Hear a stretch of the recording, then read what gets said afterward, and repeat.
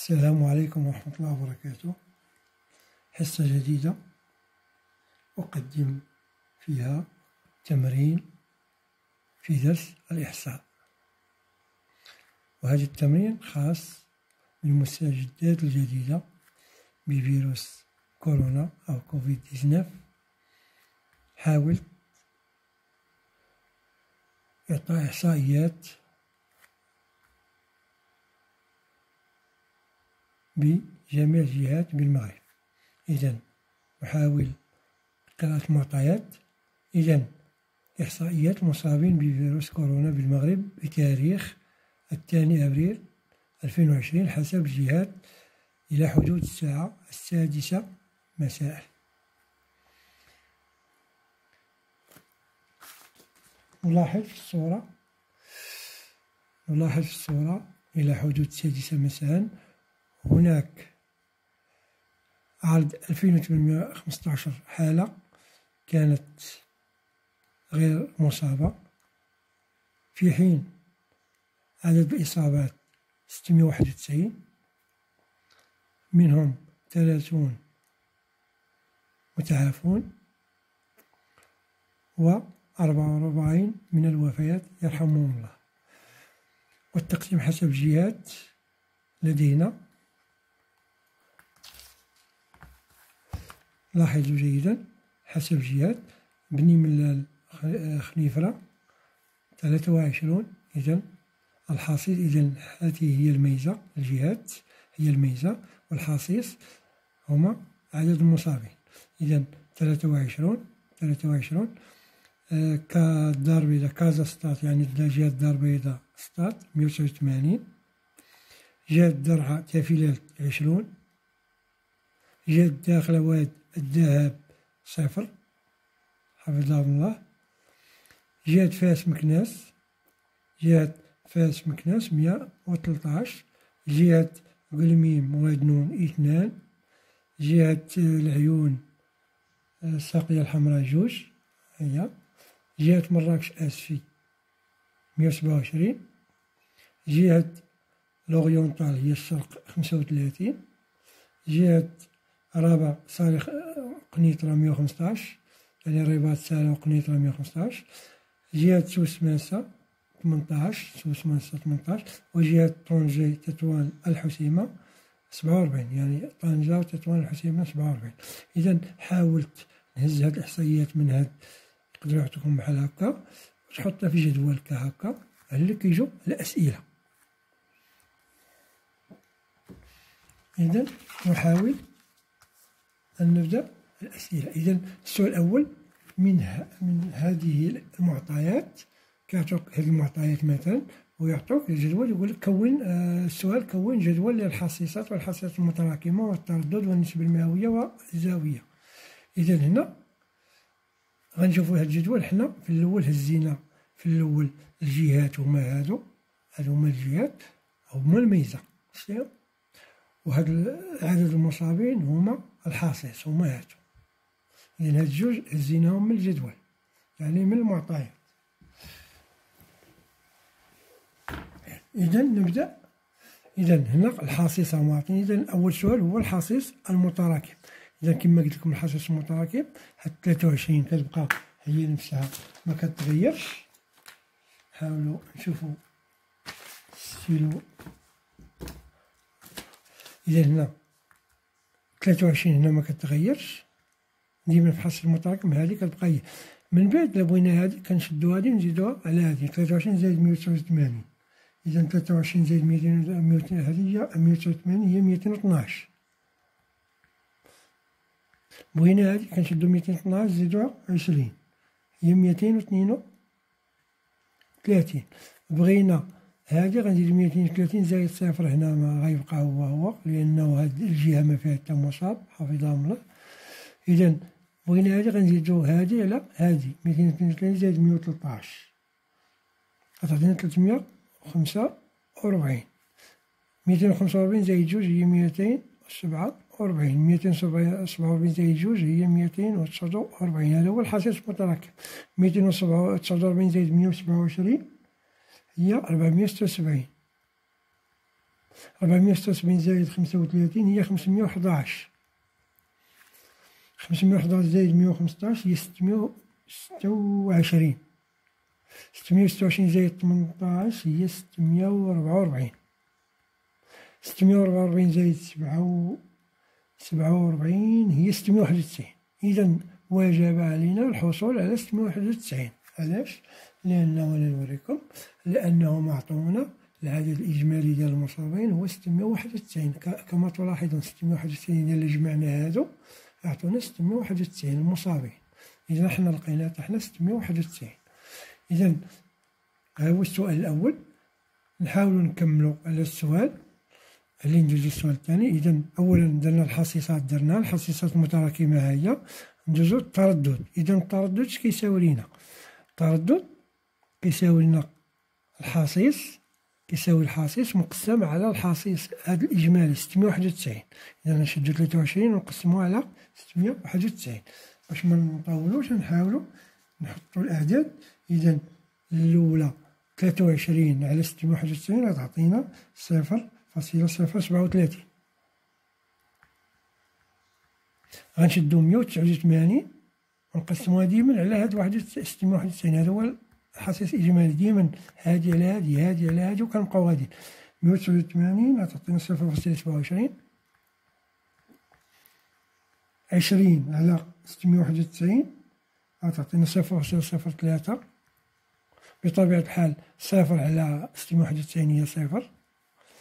113 على 691 هي 0.163. 2 على 691 هي 0.002. هذه هي بحالها لأنه جوج، إذا خاص 0.002. 127 على 691 غتعطينا 0.183. 35 على 691 غتعطينا 0.051. 115 على 691 غتعطينا 0.166.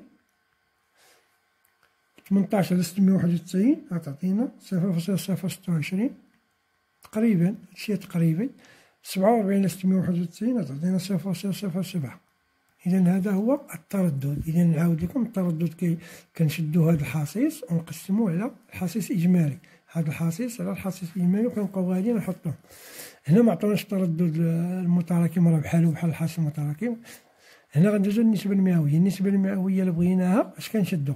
كنشدو غير التردد ونضربوها في 100. إذا هادي في 100 ونحطوها هنا، هادي في 100 ونحطوها هنا، هادي في 100 ونحطوها هنا، كنبقاو غادي. إذا هادي في 100 تعطينا 3.7% بحال هاك. الثانية غتعطينا 27%. هادي في 100 غتعطينا 27%. هادي غتعطينا 3%. بطبيعة الحال 0 غتعطينا 0%. إذا هاد النسبة المئوية نديروها هنا باش منبقاوش نكتبوها هنا. 0 غتعطيك في المية غتعطيك 16.3. هادي إلا ضربتيها غتعطيك 0.2%. هادي راه بحالها إذا 0.2. هادي غتعطيك 18.3%. هادي غتعطيك 5.1%. هادي تعطيك 16.6. هادي تعطيك 2.6. وهادي تضربها في 100 غتعطيك 7%. ولا حاولتي تحسب هادشي، هادي زايد هادي زايد هادي زايد هادي، خاصك تلقى 100% هنا. بالتالي تلقى 100%. ندوزو الزاوية ألفا. الزاوية ألفا اش كنديرو؟ كنشدو النسبة المئوية ونضربوها في 3.6. إذا نشدو هاد العدد نضربوه في 3.6 يعطينا 97.2. من بعد نقول لكم فين ينفعنا هذا. درجة الزاوية كتكون بالدرجة، يعني 97.2 درجة. غنشدو عاوتاني 27 ونضربوها فاش في 3.6 غتعطينا 97.2. إذا هذه الأولى 13. إذا 97.2 هذه هنا غتعطينا 13.32. 97.2 هنا 10.8. هنا بطبيعة الحال صفر، كلشي فيه صفر.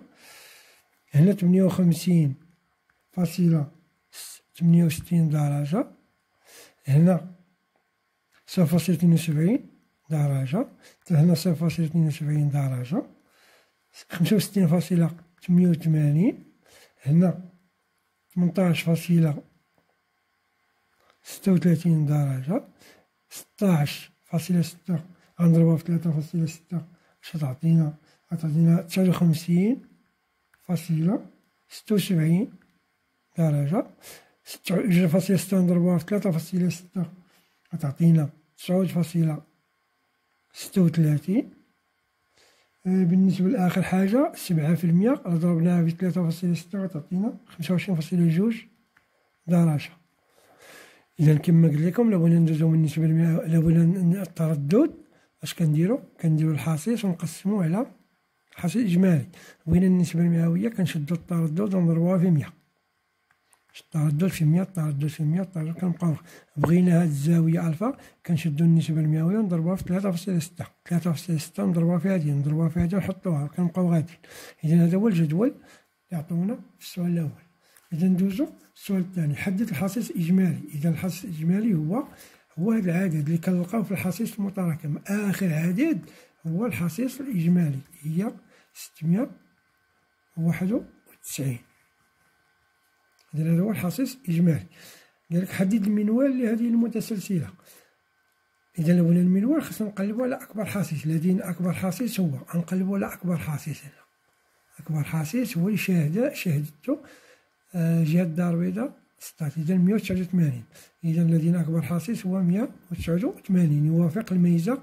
إلى ميزة 189 كيوافق الميزة ديال جهة الدار البيضاء سطات، جهة الدار البيضاء سطات. إذا المنوال هو جهة الدار البيضاء سطات هي. إذا شنو هو المنوال؟ هو الجهة التي عرفت أكبر عدد من المصابين. إذا هذا هو المنوال. إذا أكبر حصيص أو هنا في التمرين هو أكبر جهة عرفت عدد كبير من المصابين اللي هي جهة الدار البيضاء سطات 189. هذا هو المنوال. بقى لينا ندوزو التمثيل ديال الإحصائيات بنوبة العيصي ثم بمخطط قطاعي. إذا بالنسبة للعيصي كنحتاجو لاش؟ كنحتاجو غير الميزة والحصيص، هاد الجوج. ولكن بالنسبة للمخطط القطاعي كنحتاجو الميزة وكنحتاجو لهاد الزاوية اللي درنا. نحاول نشوفوها. غنبداو بهذا كما شاهدتو. إذا هنا اللي مهم عندنا هو بغينا نديرو بالعصي الميزة، ها هما درتهم هنا في محور بين لكم مزيان الشكل.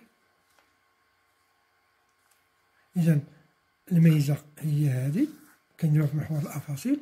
الميزة عندنا هنا جات بني من الخنيفرة، ها هي دوزت هنا بني من الخليفة، الدار البيضاء سطات، الدرعا، كنبقاو غاديين هادو كنحطوهم هنا.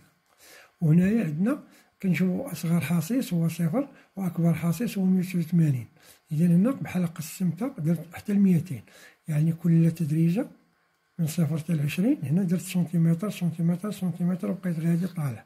إذا هنا غنبداو مثلا جهة بني ملال الخنيفرة شحال عندها 23. كنحاولو بالمسطرة نديرو السلم، ها هو السلم عندنا مثلا 1 سنتيمتر فيها 20 مصاب. إذا هنا كنقسم هاد 23 اللي عندنا نقسموها على 20 غتعطينا إما تقسم على 20 ولا تخدم بالمليمتر. إذا لا خدمتي بالمليمتر كل مليمتر فيه مصابين، يعني غنشد 23 نحيدو هداك المتراكم. إذا نشد 23 نقسمها على جوج غتعطينا 11 ونص. إذا 11 ونص مليمتر. الطريقة اللي كندير كنشد المسطرة بحال وكنمشي هكا ونقلب 11 ونص مليمتر بحال هكا باش منطولش. شتيها 11 ونص مليمتر، شتيها 11 ونص مليمتر هي 1 سنتيمتر فاصلة 11، هي هادي، ها هي النقطة. نفس الطريقة غنديروها مثلا نشوفو ديال الدار البيضاء سطات 189. 189 إلا قسمناها على جوج، إما إلا قسمتي على 20 حيت هنا 20 تقسمها على 20 غتعطيك 9 فاصلة شي حاجة سنتيمتر. إذا نقدر نقسمها على 20 ديريكتومون، غتعطينا 9.9 شي حاجة، وتحط نقطة هنا. إذا هنا غنحاولو نرسمو باش منضيعوش الوقت. إذا نرسمو هادي ونرسمو هادي، وكنبقاو غادي بنفس الطريقة. ديما نديرو السلم كما قلت لكم ديما. إذا مثلا هادي 20، اش كندير لها؟ كنقسمها على 20، غتعطينا 1 سنتيمتر. ولا جيت نعبر هنا، جيت نعبر غنلقى ب1 سنتيمتر. هاي بنفس الطريقة ندوزو. هادي بالنسبة للداخلة والذهب 0، إذا 0 ها النقطة ديالها ما عندهاش، ما غنطلعوش، كاينة هنا. وكنبقاو غادي الآخرى هنايا مثلا، نبقاو الجهة الآخرى ديال فاس مكناس، الجهة ديال الستيالة لاحظتو هنا جوج، إلا قسمنا على جوج غتعطينا 1 مليمتر. 1 مليمتر هو هذا صغير. إذا هادي جهة قلميم ودنون، وجهة العيون السمارة تا هي جوج قد. إذا جوج تا طالعين شوية. بالنسبة لنا لمراكش شوية طالعة، جهة مراكش هاسي، جهة الشرق شوية. باش ما نبقاو نعاودو هادشي، وريتكم الطريقة كيفاش كنرسمو.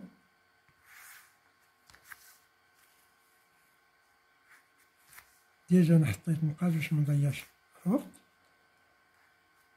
إذا هذا هو التمثيل كيتسمى بالعصي، تمثيل بالعصي. إذا كتلاحظوا أكبر هنايا سميتو هو هاد العصا هنايا، شتيها؟ إلا مشينا نلقاو هي ديال الدار البيضاء سطات، وهي المنوال. هو المنوال أنه أكبر المصابين كاينين في جهة الدار البيضاء سطات. وتابعين بطبيعة الحال كاين هذا تا هو جهة فاس مكناس، وكاين هذا تا هو طالع جهة مراكش هاسي، وتا هو هذا طالع جهة الرباط سلا وقنيطرة. الآخرين شوية. إذا هذا هو أول حاجة التمثيل بالعصي. هذا ألف. ديجا قلت لكم ألف وباء. نجيو دابا باء. باء أنا وجدتو لكم. باء باش نخدمو بالميزة، يعني الجهات. ها هما الجهات ها هما دايرين، أنا نوريهم لكم. وغنخدمو بالزاوية. إذا هاد الزاوية اللي حسبنا هنا مثلا ناخدو هاد الزاوية شحال لقينا. أول حاجة كترسمو نوريكم. أول حاجة راه ديجا درتها في الدرس باقي ما نشرتوش. أول حاجة كترسمو دائرة بحال. ثاني حاجة كتحطو ليها المركز. ثالث حاجة كتحطو واحد بحال هاكا شعاع. اش كتجي دير؟ بغيتي مثلا هاد 13 درجة، 13.32، يعني نقولو حنا 13 درجة. اش كدير؟ كتحاول دير هاكا بالمنقالة. ها هي المنقالة بحال هاك. الصفر خاصو يكون هنا ياك، وكنحسب من هنا من الصفر ونطلع. إذا هادي 10 صفر وهادي 10. إذا اش قلنا 13. إذا هادي 10 11 12 13. وندير بحال هاك، نحط نقيدة بحال هاك ونرسم. نحط شتي هاد النقطة اللي حطيت، نتوما راه عندكم منقالة صغيرة. إذا غندير بحال هاكا وندير بحال هاكا. إذا هادي هي البلاصة الأولى ديال جهة بني منال وخليل فرا، هي هادي. هادي الطريقة كيفاش رسمت هادشي، باش ما نضيعوش. كيفاش رسمت هادشي درت هاد الطريقة، وكنبقاو غاديين. إذا نحاول نكمل. إذا هنا لاحظتو بدينا من هنايا شا بني من جهة بني من الخنيفرة، بديتها من هنا شا وبقيت طالع غادي هك. إذا بني من الخنيفرة ها هي، جهة الدار البيضاء سطات ها هي، درعتها فلال. هنا بالنسبة لهنا جهة الداخلة والذهب شتي راه ما عندهاش، لأنه صفر، لأن عندها هي صفر خليتها خط. بالنسبة لجهة فاس مكناس ها هي. بالنسبة لجهة قلميم العيون ها هي، قلميم جهة قلميم، قلميم وادنون. ولكن جهة العيون الساقية الحمراء الشيم صغار. وهنا جهة مراكش هاسي، وجهة الشرق، وجهة الرباط سلا قنيطرة. كتلاحظوا هنا راه باينة أن جهة دار بيضاء سطات، وجهة مراكش عسي، وجهة فاس مكناس، جهة الرباط سلاق نيطرة، هما اللي فيهم الأعداد الكبيرة من المصابين بفيروس كورونا. إذا هذا كيتسمى المخطط القطاعي. حاولت نشارك معكم هاد التمرين ديال الإحصاء، بما أن الدرس ديال الإحصاء كاين في الثالثة إعدادي ديال الدورة الثانية في الامتحان الجهوي، وبما أن حنا بصدد هاد الأيام بالنسبة لهاد الفيروس فتاك ديال فيروس كورونا، ارتأيت أنني نشارك معكم هاد الحصة، وكنتمنى من الله وأرجو من الله أن يرفع عنا البلاء يا رب آمين. المهم اللي ما فهمش شي حاجة حطو في التعاليق راني نجاوبو، وغنحاول ندير تمارين أخرى في الإحصاء بعيدة عن فيروس كورونا للاستفادة أكثر بالنسبة للموحد الجهوي، وكذلك سوف أنشر فيديو خاص بالدرس ديال الإحصاء. وهذا الإحصاء قلنا درنا ديال كما قلت لكم ديال 2 أبريل 2020 إلى حدود الساعة 6 مساء. والسلام عليكم ورحمة الله وبركاته.